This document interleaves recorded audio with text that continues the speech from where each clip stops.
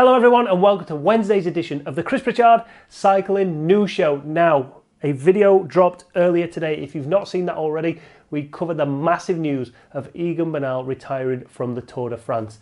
You want to watch it? Wait till the end of this video and click up there. Bit of self-promotion as well before we get into the news. September's draw for Win Your Dream Bike is now open. And we're not only giving away one bike this time, not even two bikes this draw. We're giving away three bikes. There's a Pinarello F10, a Pinarello F12, and also a Stevens bike up for grabs. On top of that, we're giving away a kicker, and we're also giving away a Science in Sport nutritional bundle. Head over to winyourdreambike.com, enter now. There's also ticket bundles available. So if you want to buy more than one ticket, you're going to get a discount on those bundles if you buy them. And of course, we've opened up international entries. Not every single country is eligible in the world, but if you head over by following the link down in the description to the website winyourdreambike.com, you will find out if your country can enter. And if you can, get entered, get involved. The draw closes on the 29th, I believe, of September, and we run the draw live on this channel on the 5th of October. Self-promotion's over. Let's get on with the news now and start with that massive news coming out of the indoor cycling world, as Zwift have just secured $450 million in a recent round of investment.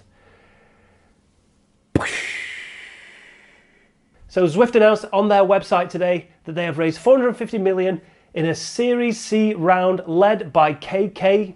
I was worried that that might have been the KKK, but no, it's the KKR, whoever the fuck they are. So the press release goes on to say, Zwift, the global online fitness platform for cyclists and runners, today announced a $450 million minority investment led by leading group investment firm KKR, accompanied by other new investors, Permira, Specialized Bicycle Components Venture Capital Fund Zone 5 Ventures, and the Amazon Alexa Fund. And existing investors include True, High Europe, Novator and Causeway Media. The investment will be used to accelerate the development of Zwift's core software platform and bring Zwift design hardware to market, making Zwift a more immersive and seamless experience for users. Stephen Shanley, director at KKR, said, Zwift is the preeminent digital brand for the global cycling community with a best-in-class product that sits at the intersection of digital health, gaming and at-home fitness. We see tremendous potential ahead as Zwift invests further in its digital and physical products to enhance the experience for its global community of enthusiastic users. The investment fits perfectly with our growth equity strategy of backing leading tech entrepreneurs as they scale globally. CEO and co-founder of Zwift, Eric Min, said, with this investment, Zwift is primed to operate in a broader fitness market and deliver on our ambition to provide gamified fitness through integrated software and hardware to anyone who wants to have fun while getting fit at home. We will be accelerating our investment in the core business, improving overall product experience and bringing forward new features, more content and Zwift design hardware, all with the support of KKR and our new outside investors who can help drive our growth. To make this happen, we will be increasing headcount within our core product teams, investing in the very best people. We will begin by welcoming Ilkka Painanen to Zwift, both as an investor and independent board member. Painanen is the co-founder and CEO at Supercell, and he said, Zwift is uniquely positioned to lead the way and grow a new global fitness community combining video game and sports, two of my great passions. I have been incredibly impressed by Eric's vision and ambition and his commitment to building a world-class product for the community. There are many exciting growth opportunities for Zwift, and I'm looking forward to being part of this journey. Now, I know it's not going to come as a surprise to you lot when I tell you that I ain't no venture capitalist, right? I don't know much about investment.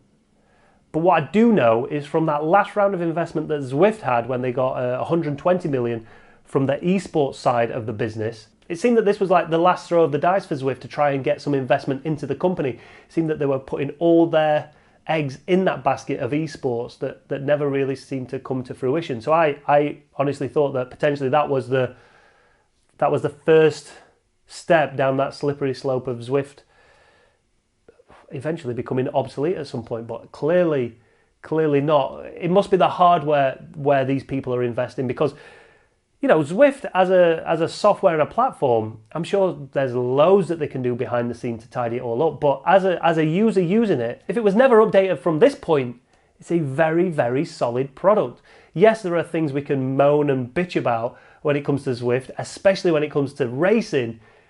But as a fitness tool, as solely as a game to jump on and just get involved in the community and have a bit of a ride and have a bit of fun, it doesn't get any better. Now I wonder how this is being perceived by those other companies that have been chasing the tail of Zwift for a long time. The people like CV Arcade, like Veloton, you've got Trainer Road, you've got Sufferfest as well, but you know, these are solely training tools rather than a social community, whereas you look at Veloton, you look at CV Arcade, Road Grand Tours as well, they're trying to, you know, get a bit of that pie that Zwift just seems to be gobbling up.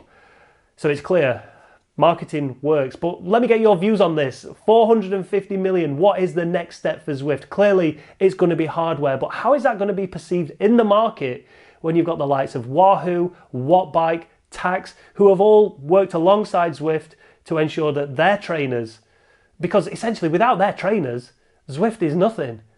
So Zwift have had to work alongside these people for a long time to make sure that the trainers are working perfectly in alignment with Zwift.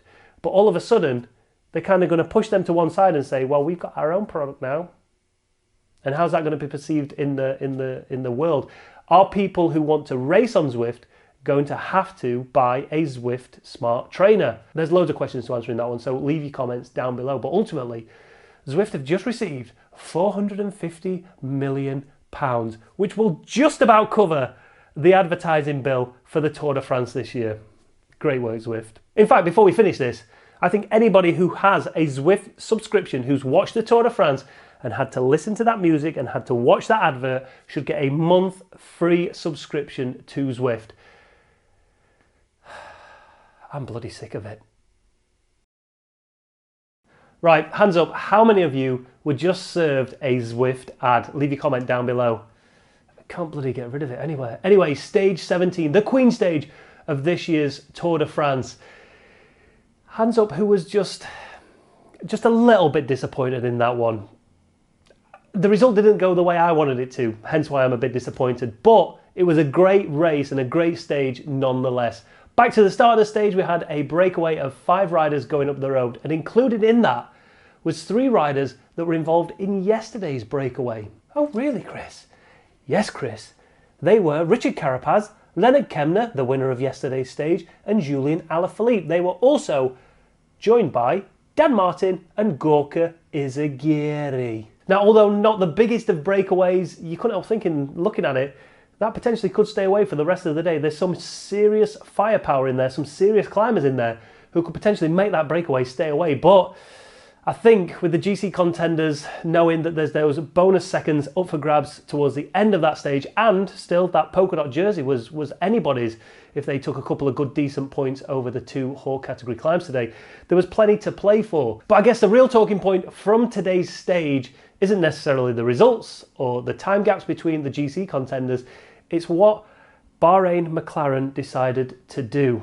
Leave your comments down below, let me know why you think this was their game plan. But as soon as the peloton reached the base of the Col de la Madeleine, they got on the front and they rode hard, and they didn't stop riding till around halfway up that second climb heading towards the finish.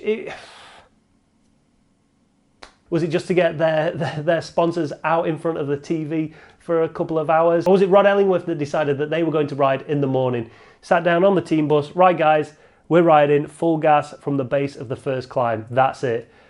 Or was it Mikael Landa who said to the team halfway through the stage, I'm actually feeling all right, let's start riding. Let's hope to God it was Rod Ellingworth deciding on the team tactics on the bus prior to the start, because eventually, once all his riders had gone, Mikael Landa was exposed up with that small group of GC contenders. And granted, yes, fabulous ride to put Robert Hessink out from Jumbo-Visma. They put Wout van Aert out. They put George Bennett out. They put everybody against the ropes. But in doing so, they also put their own team leader, Mikael Landa, against the ropes. Once all his teammates had been used up, it was a turn of Tadej Pogacar's teammate, David Delacruz, to hit the front. And he, to be fair, the fact that he was even there was a blessing for Pogacar, but he couldn't really do anything, so he just got on the front, just revved it up as quick as he could for as long as he could, and it didn't necessarily split the group too much, but it certainly stretched it out. And then once that acceleration came from Miguel Angel Lopez, that's when those GC contenders that we expected to be there started drifting off the back. It started with Tom Dumoulin not being able to do anything for Primož Roglic, but Roglic was the only rider up there towards the end that actually had a teammate in support, and not just any old teammate, Sepp Kuss, and he looked bloody fantastic. Rigoberto Urán got dropped. Adam Yates looked like he was getting dropped, then he looked like he was getting back on, but ultimately he ended up getting dropped as well. Tom Dumoulin was out the back.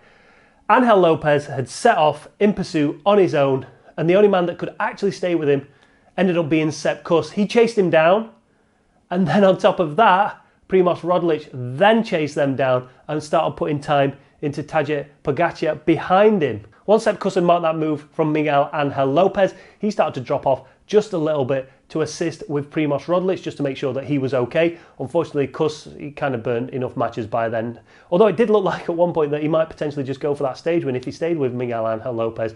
But he played the team role, dropped back a little bit, made sure Roglic was all right, and then just left him to it.